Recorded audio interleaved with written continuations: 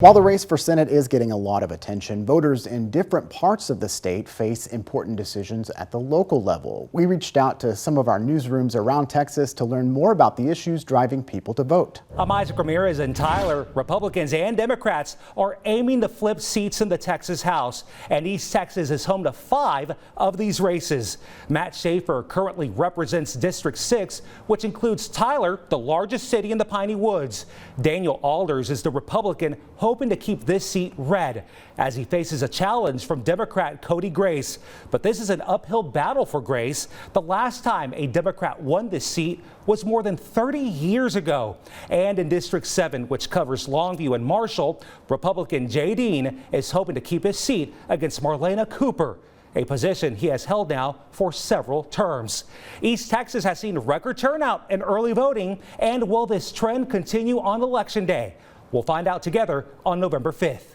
I'm Jen Phillips. Here in Lubbock, we're watching a contentious county commissioner race with a 6-time incumbent pitted against a Republican who already had to survive a hefty primary. A race for the state house in which a Starbucks barista is taking on our freshman incumbent representative, and a local street bond that's stirring up lots of feelings. It would tackle the crumbling bricks on Lubbock's historic Broadway Street, among other projects. I'm Andy Justice in Amarillo, where voters here will be deciding on whether to make Amarillo a sanctuary city for the unborn. If approved, Proposition A aims to do just that. It will also allow citizens to sue those who aid or abet any Amarillo citizen in obtaining an abortion through a private right of action. Prop A would also make it unlawful for those seeking an abortion to travel through Amarillo. Now, this all started back in January of this year when the Sanctuary Cities for the Unborn initiative started a petition to urge the Amarillo City Council to adopt an 18-page ordinance. That ordinance eventually failed, so the City Council put it up on the ballot for voters to decide. All in favor, please say aye. Aye. Any opposed? No. No. Item passes for the rejection of the original petition committee ordinance in a vote of 4-1. Let's also take a look at Proposition B. Voters will be deciding on whether or not to expand the current city council from 4 members up to 6, including the mayor. They're also looking at expanding those terms. I'm KXAN City Hall reporter Grace Reeder. This November, you've got quite a bit on your ballot coming out of the city of Austin, starting with voting for a new mayor. You might be wondering, why am I going back to the ballot box for mayor? Didn't I just do that? The answer is yes. Austinites voted to move their mayoral election to run concurrent with presidential ones. That means that Austin Mayor Kirk Watson served a half-term 2 years, and you'll vote for mayor again this November. There are 5 candidates on your ballot for mayor: Austin Mayor Kirk Watson, former Austin City Council member Kathy Tovo, and community organizers Carmen Yanis-Polito, Jeffrey Bowen, and Doug Greco. There are also 5 Austin City Council seats up for grabs this election. 2 of those seats don't have incumbents, meaning there will be new faces on the dais next year. Finally, Travis County voters are being asked to approve a tax rate hike to fund affordable child care. We've got you covered this election day here in the city of Austin. Back to you. We reached out to researchers who analyze voting history of Texans who cast ballots early.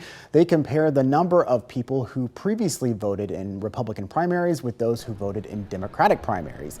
The numbers show likely Republicans have about a 1 million vote advantage. No one has a crystal ball. It is always possible that we will see a wave of Democratic turnout come in and correct this trend. But we don't really have a reason to believe that right now on the basis of who's voting.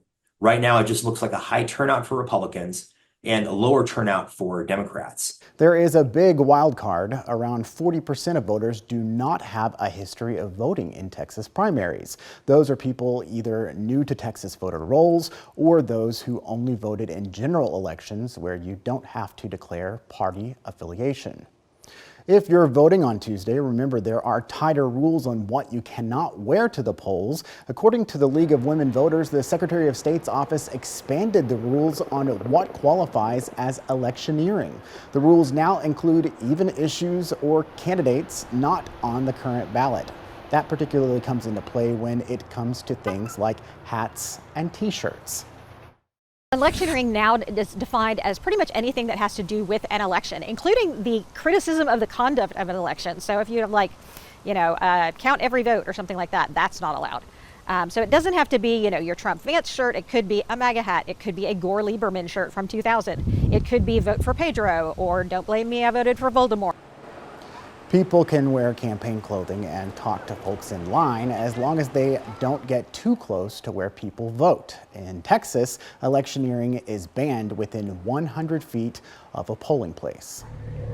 We're just so excited to have this property. A big land purchase boosts plans to build the border wall. Find out how the state is taking control of land along the Rio Grande.